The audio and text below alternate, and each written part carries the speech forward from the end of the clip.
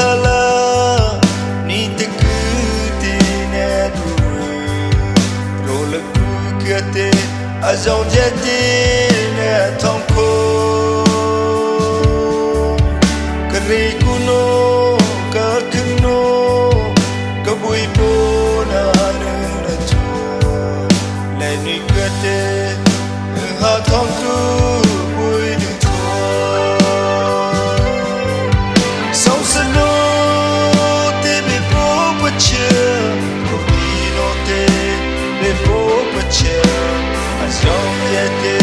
we forget it, we sit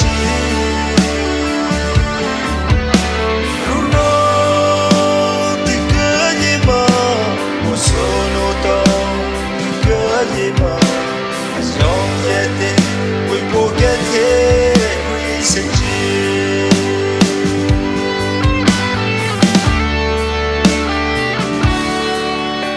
So situ kapacha never for hino bati ajau jete namo gete hui saji mukuli po utoka mukuno ka po nepa kanyenga no te kada no boy po nutu so sano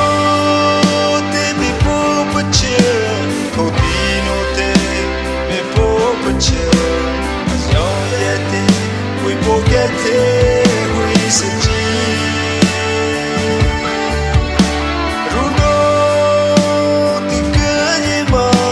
Mosono Tom di Gajima. As long as we forget it, we sit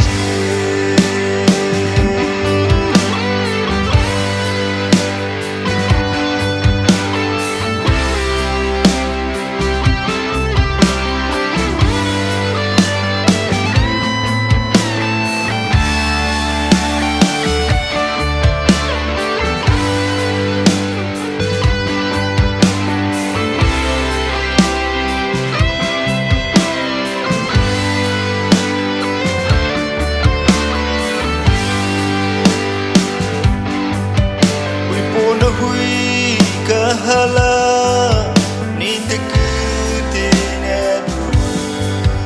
rola ku kate azon jete ne thonko kare kuno ka kuno ka bui bona na chu le ni kate ha thonko bui ni chu so sano te bi po pacha no te bi po pacha as long as we forget it we sit